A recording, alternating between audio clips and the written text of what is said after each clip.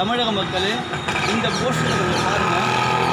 இந்த போஸ்டரில் உண்மையாகவே தைரியமான ஆளாக இருந்தால் அதிமுகவில் எவனா ஒருத்தன் ஆம்பளையாக இருந்தால் இவர் செயல் நாயகனா, இவர் அறிக்கை நாயகனா. போஸ்டரில் பேரே போடாமல் வேலை பார்த்துருக்கானுங்க. இவனுங்கெல்லாம் பொட்டிங்க தானே. செயல் நாயகன்னா என்ன தெரியுங்க, நைட்டோட நைட்டு பேசி முடிவு பண்ணி பதார்த்தமாக வேலை பார்ப்பாங்க. பற்றி அந்த ஆள் இவர் அதிகாரத்தையும் ஆணவத்தையும் தட்டி கேட்குற ஒரே திராணி திமுக காரங்க மட்டும்தான் இருக்குது. அதுவும் எங்கள் தளபதிக்கு மட்டும்தான் இருக்குது.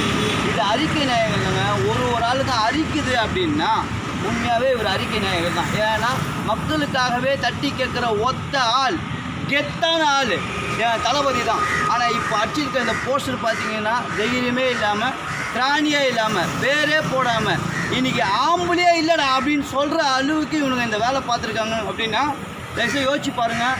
இவனுங்க இப்போவே ஆட்டம் கொடுக்குது, பேரே போடாமல் இவனுக்கு தேவையில்லாத வேலை பார்க்குறானுங்க. ஆனால் இப்போ நான் சொல்கிற கேட்டுங்க, திமுக என்றைக்காக இருந்தாலும் கெத்து தாங்க. உண்மையான வெற்றியை பார்க்கணும் அப்படின்னா இந்த மாதிரி திட்டுத்தனமாக வர நாய்களுக்கு தான் இந்த புத்தி இருக்கும். அதாவது உழைப்பால் வந்த தலைவருக்கும், அதாவது ஏதாச்சும் ஒரு காரணம் காட்டி பழைக்க வந்தவனுக்கும் வித்தியாசம் இருக்குது. இந்த போஸ்டரு இந்த மக்களால் இதெல்லாம் உண்மை கிடையாதுங்க.